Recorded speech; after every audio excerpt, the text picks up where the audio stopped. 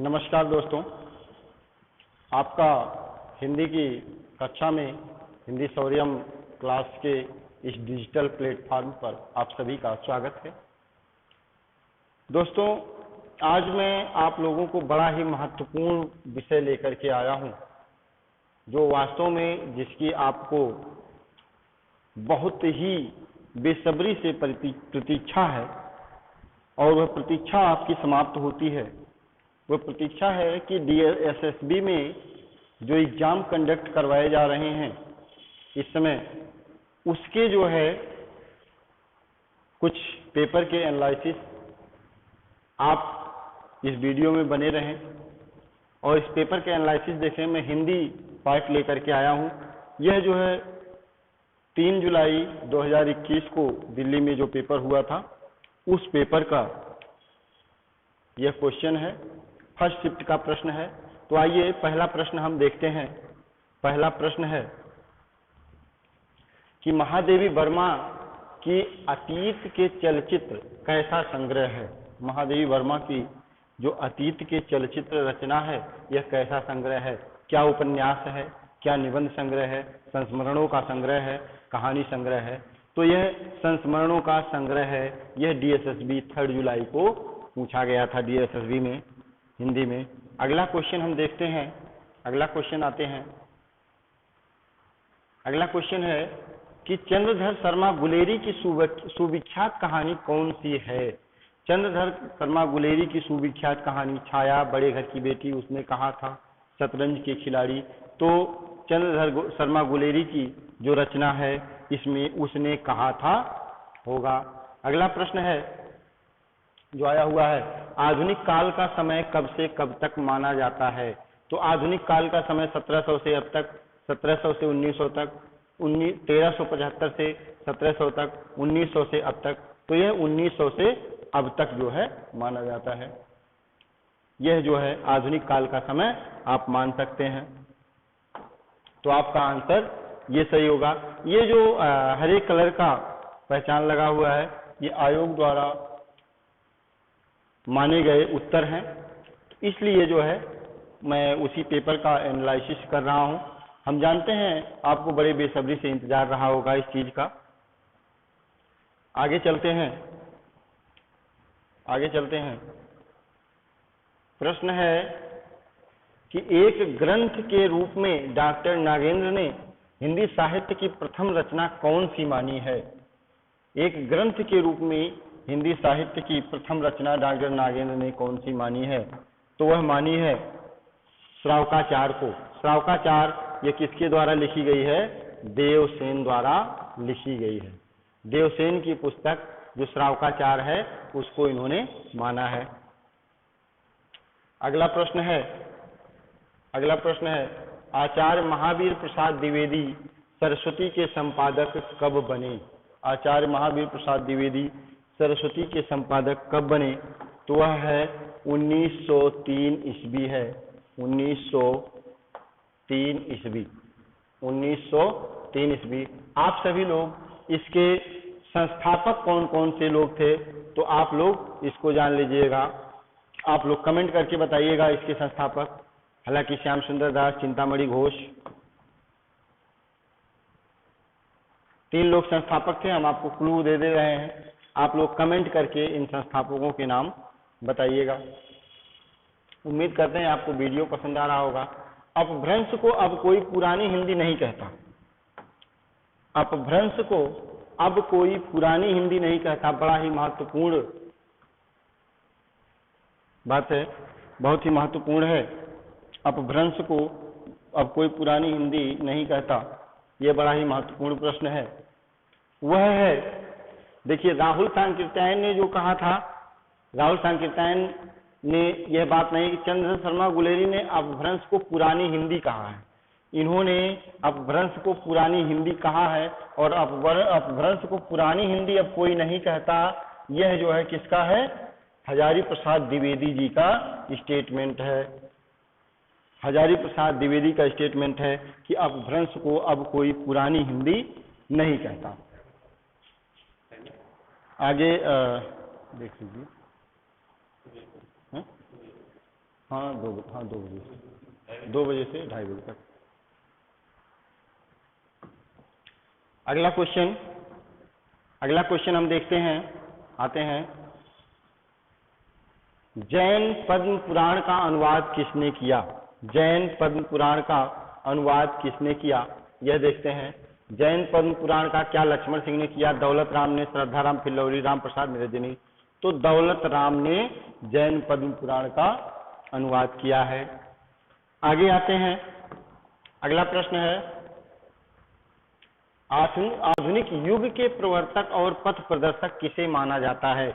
आधुनिक युग के प्रवर्तक और पथ प्रदर्शक किसे माना जाता है? आपको जी हाँ पता होगा, रामचंद्र शुक्ल का एक कथन है कि हिंदी साहित्य 12 आना वैसे की वैसे पढ़ा होता यदि भारतेंदु हरिश्चंद्र जी ना खड़े हुए होते। भारतेंदु हरिश्चंद्र जी जब हिंदी साहित्य में अपना पदार्पण करते हैं तो हिंदी साहित्य को एक नया दिशा प्रदान कर देते हैं। तो नए युग का प्रवर्तक, हिंदी के नए युग का प्रवर्तक भारतेंदु हरिश्चंद्र जी को माना जाना चाहिए। अगला क्वेश्चन है, बौद्ध धर्म साहित्य किस भाषा में बहुलता मिलता है? बौद्ध धर्म साहित्य किस भाषा में बहुलता मिलता है? तो बौद्ध धर्म साहित्य अधिकतर पाली भाषा में लिखे गए हैं। बौद्ध धर्म, ये देखिए थोड़ा सा क्वेश्चन घुमा करके पूछ लिया गया है कि बौद्ध धर्म साहित्य किस भाषा में अधिकतर मिलता है। बौद्ध धर्म साहित्य जो है पाली में मिले हैं। ओके, आगे चलते हैं। आदिकाल अथवा वीरगाथा काल का समय क्या था? आदिकाल अथवा वीरगाथा काल का समय क्या था? आपको पता होगा 1050 आचार्य शुक्ल ने जो माना है 1050 विक्रमी संवत से 1375 विक्रमी संवत माना है, विक्रमी संवत माना है। तो आपको ये 57 वर्ष घटाएं इसमें से तो 993 ईस्वी यानी कि 10वीं शताब्दी हो जाता है, और 1375 में 57 घटाएं तो फिर 1400 कुछ आ जाएगा, तो 10वीं शताब्दी से 14वीं शताब्दी माना जाता है। अगला प्रश्न, ओरछा नरेश इंद्रजीत का दरबारी कवि कौन था? ओरछा नरेश इंद्रजीत के दरबारी कवि केशव थे। जी हाँ, बड़ा ही महत्वपूर्ण प्रश्न था। ओरछा नरेश इंद्रजीत का दरबारी कवि केशव जी को माना जाता है। अगला क्वेश्चन है, भक्तिकालीन हिंदी काव्य की सर्वाधिक प्रमुख भाषा कौन सी थी? तो आपको पता होगा जो खड़ी बोली लिखी गई है, खड़ी बोली तो आधुनिक साहित्य में लिखा गया है, और आधुनिक काल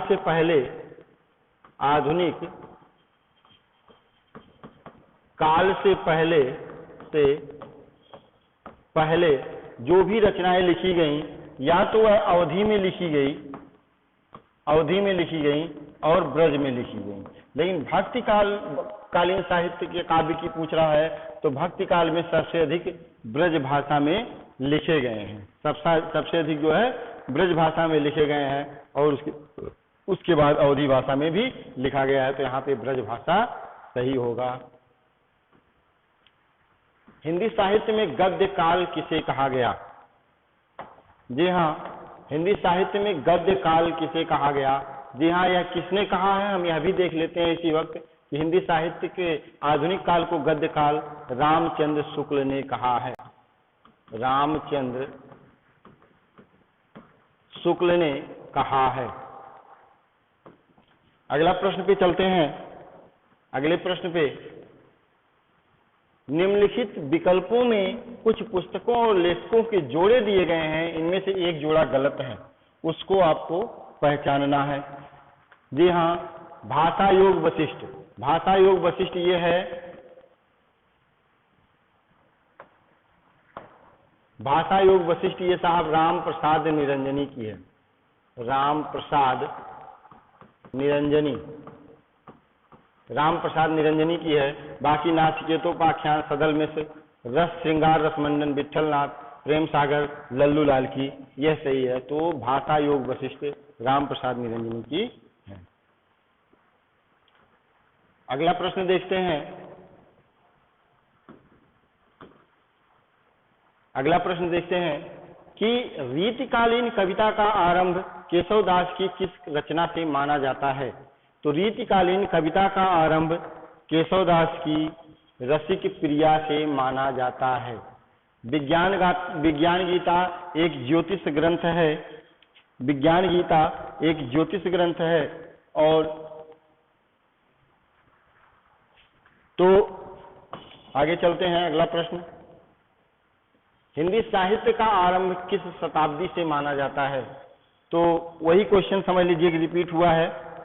हिंदी साहित्य का आरंभ जो माना जाता है वह 10वीं शताब्दी से 993 ईस्वी अथवा 1050 विक्रमी संवत। तो 10वीं शताब्दी सही होगा। अगला प्रश्न, बहुत ही इजी प्रश्न आए हुए हैं। सूरदास ने भ्रमर गीत में किसका वर्णन किया है। सूरदास ने अपने भ्रमर गीत में किसका वर्णन किया है। तो सूरदास ने निर्गुण ब्रह्म का उपहास किया है या कृष्ण की बाल लीलाओं का वर्णन किया है, निर्गुण ब्रह्म में आस्था रखा है, यशोदा के वात्सल्य का वर्णन किया है। तो निर्गुण ब्रह्म का उपहास किया है। उन्होंने कृष्ण की, सूरदास ने भ्रमर गीत में किसका वर्णन किया है। तो निर्गुण ब्रह्म का जो है उपहास उन्होंने किया है। सगुण ब्रह्म को जो है सर्वाधिक उन्होंने बताने का प्रयास किया है। अगला प्रश्न है, पुरुष कहाड़ी हूं कहो जस पथावे पुत्रु। देखिए, आपको यह भाषा ही समझ लेना चाहिए कि ऐसी भाषा विद्यापति ऐसी भाषा का प्रयोग अधिकतर करते हैं। विद्यापति ऐसी भाषा का प्रयोग अधिकतर करते हैं। तो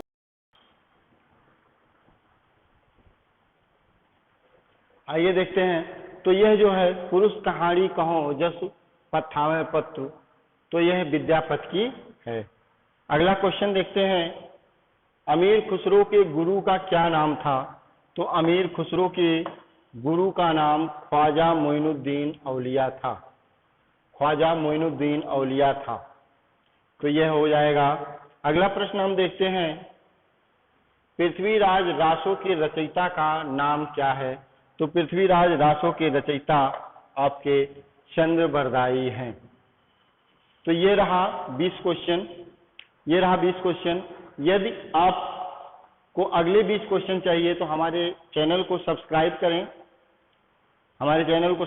करें और लाइक करें। जितने सब्सक्राइबरों की संख्या बढ़ेगी, यदि ये 20 क्वेश्चन मैं अभी डाल रहा हूं, यदि हमारे सब्सक्राइबरों की संख्या, लाइक करने वालों की संख्या, कमेंट करके आप बताएं कि आपको क्वेश्चन ये कैसे लगे। अगर आप चाहते हैं मैं अगला वीडियो डालूं तो आप हमारे चैनल को सब्सक्राइब अवश्य करें और लाइक करें, तो मैं शीघ्र ही आपको अगला वीडियो लेकर के आ जाऊंगा। धन्यवाद।